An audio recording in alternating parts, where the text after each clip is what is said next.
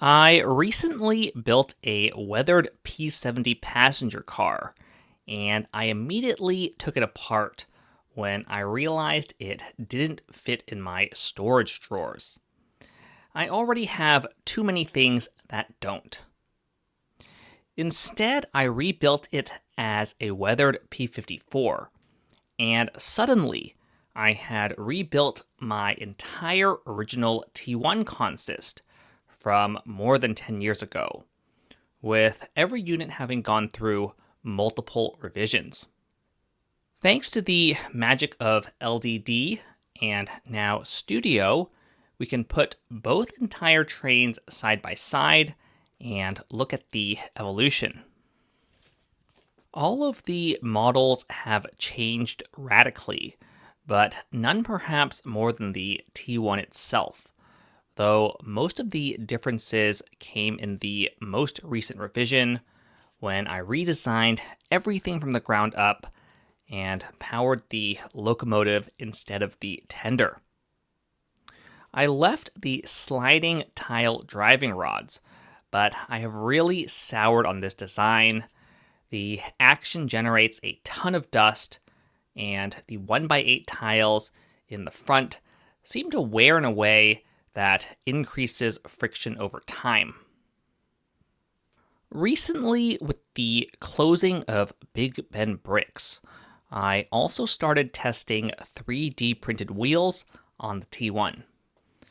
These came from my own Ender 3, and they have a box pock pattern more similar to the prototypical wheels than the old BBB offerings. I am also trying to run the Red Furious motors to see how they hold up in actual use. Ironically, the tender actually regressed a bit in the latest version, since it went from complicated and powered to simple and unpowered. The back deck did get a cosmetic upgrade, though the rest of the exterior mostly stayed the same. These wheels and axles have started to squeak a bit, but I did not want to use bearing wheel sets on the sliding axles after seeing some holding bricks start to crack and the bearings start to fall out. The first car in the original consist was a baggage express car. For some reason, I originally modeled an NYC baggage car, perhaps because the wheel spacing matched that of the train motors. Before I had a lot of power function stuff, the T1 was unpowered and depended on some sort of auxiliary power car.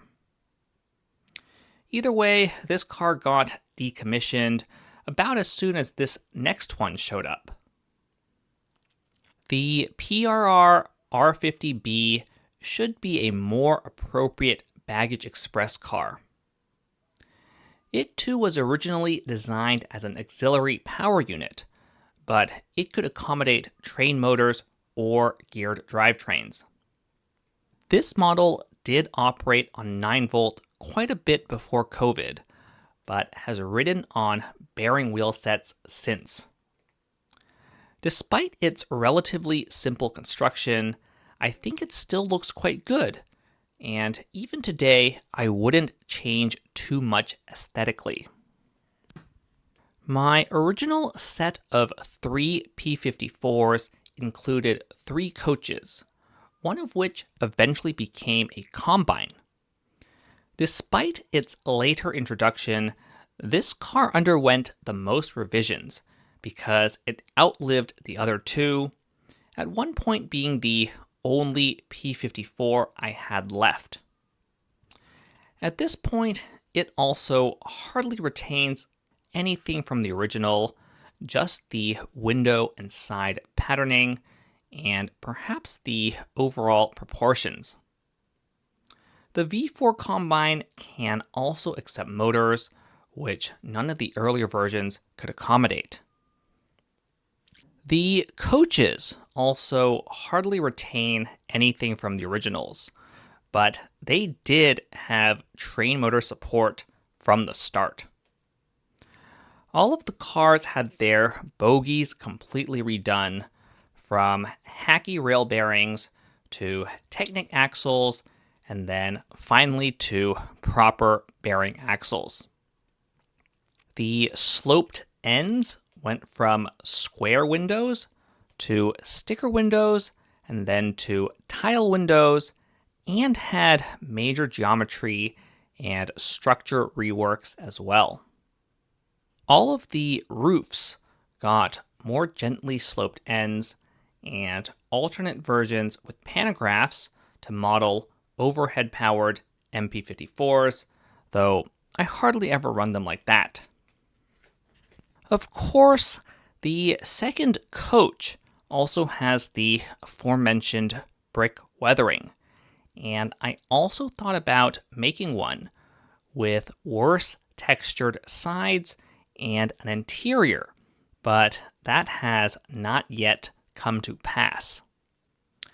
The entire consist originally used around 4,000 parts, and it currently uses around 5,000 parts, the 25% increase being less than I would have thought. The original train also had a higher but more erratic top speed thanks to the train motors. Anyway, even though I already made videos for all the individual models, I couldn't show them all in the same context as the initial consist without the last P54. These cars are, of course, hardly prototypical behind a T1, but my P85s aren't quite right either, and the P54s work better with R40 and tighter curves. They also look reasonable behind most steam engines, and many similar rolling stock exist in preservation as well. On that note, this is the end of the commentary. I'll throw a bit more footage in here at the end, but please consider subscribing if you like what we do, and have a nice day.